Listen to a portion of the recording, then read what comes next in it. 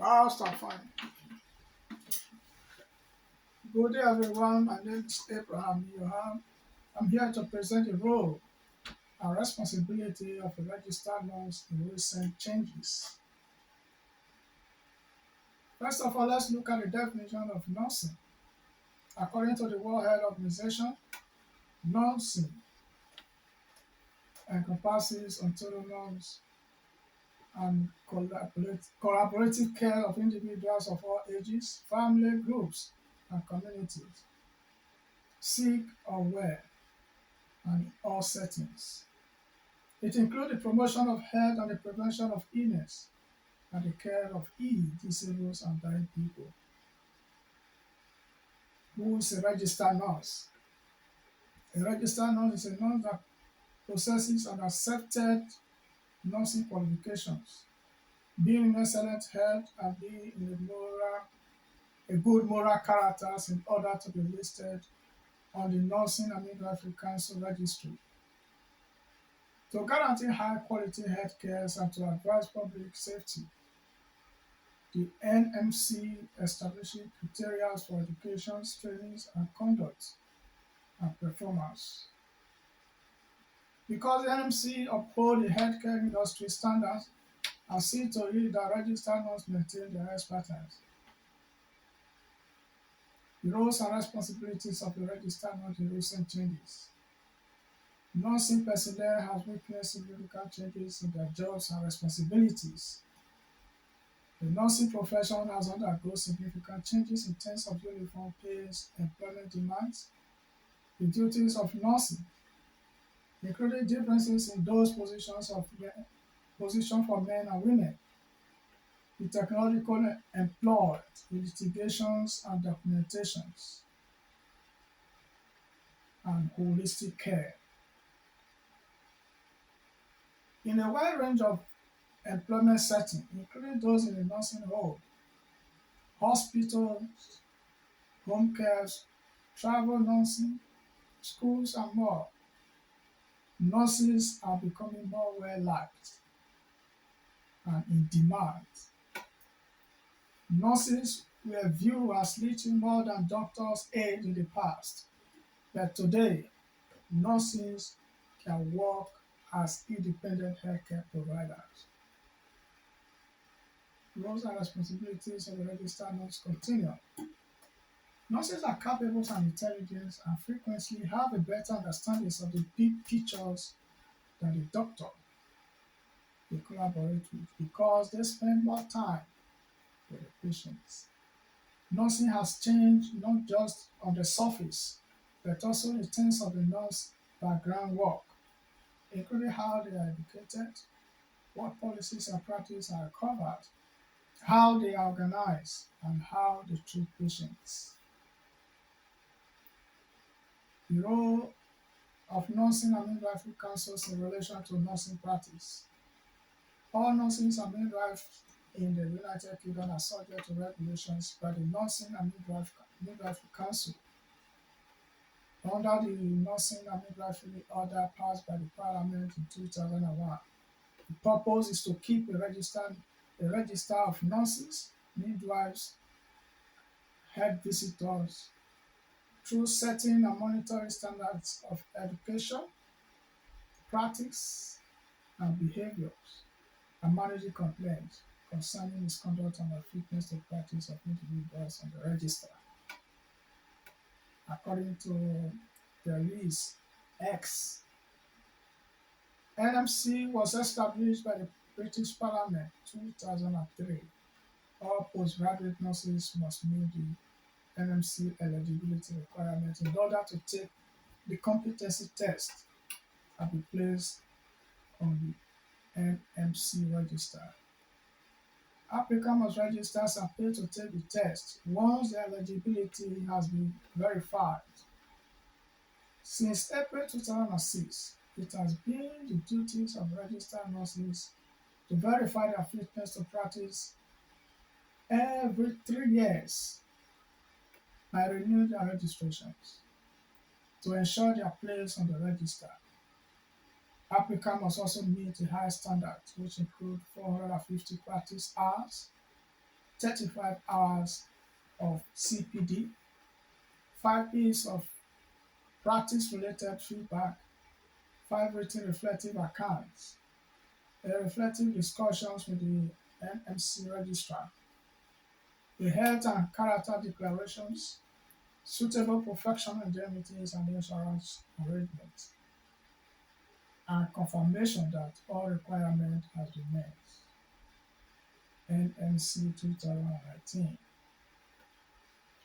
The NMC routinely release guidelines to keep all registrants informed of updates and to serve as a reminders of their needs to abide by the NMC code.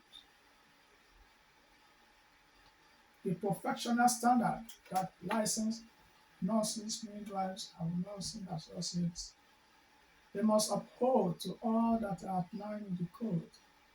Being a member of a profession requires a commitment to ethical norms. NMC 2015. The implications of the Code of Nursing Practice and roles of the registered nurse. This code was created to keep registered nurse, midwives, and nursing associates who are members of the NMC accountable for their conduct, particularly if they violate their professional standards. The code is expressed in the law. Situations where working could be compromised, including those caused by inadequate staffing or professional attitude and non-professionals, or lack of resources and directions. These could be brought up with the employers, the NMCs, or the union. Complete non-compliance with the NMC code may result in regulating body disciplinary actions or possibly legal actions. For instance, accusations of wrongdoing, moral failing, incompetent against nurse are possible. All healthcare professionals must be open and honest with patients when something goes wrong with their treatment or care and cause or has the potential to cause harms or distress. According to guidance on the professional duties of conduct published by the NMCs in June 2015. The clinical governance program keep an eye on clinical objectives, clinical effectiveness, clinical education and trainings, research and development, and risk management to raise the bar for clinical practice. Clinical governance is used by nursing leaders to guarantee patients receive the greatest care. For instance, procedures are put in place to lower risk. Audits are conducted to range the levels of service. Trainings are provided to employees to ensure they have the correct, relevant information and the ability to pick up new skills. And it is ensured that personnel is supported in clinical setting. The need for effective communications in multidisciplinary healthcare settings. Healthcare settings demands a lot of greater attention to details and the collaborations among medical specialties.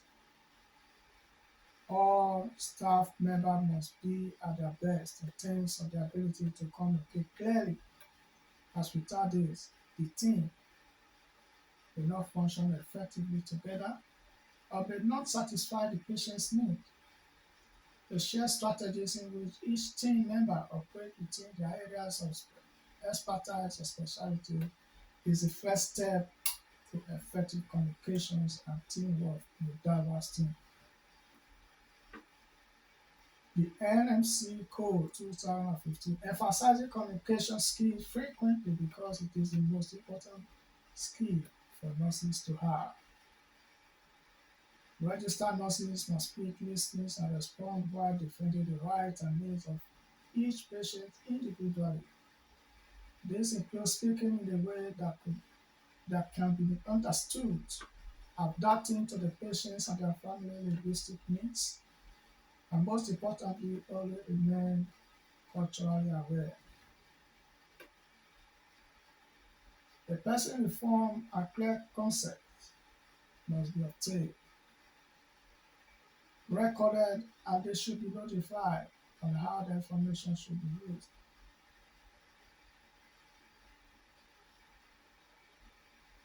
They should be notified how their information will be used. Sharing of information is only permitted in accordance with the NMC Code Section 5 regulations. Three essential components of good communications are taught to nurses, such as professional communication, information sharing,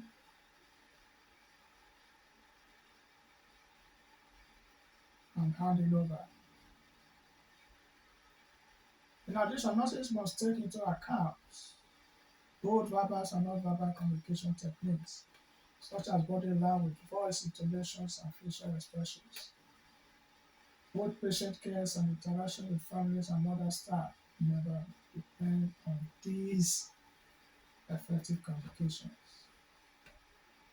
Each team member needs to be dedicated to helping the groups respectfully work together.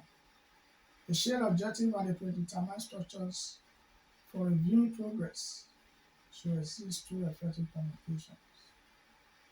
The team should also have a coordinators in charge of managing the patient treatment strategy in a multidisciplinary terms. The nurse responsibility extends beyond patient care. The patient is at the center of the care they receive as registered nurse. Use a variety of tools to collaborate with them. Evaluations on the effectiveness of the multidisciplinary approach in the healthcare setting. A, methodic, a methodical techniques used in the nursing procedures in order to organize multidisciplinary teamwork.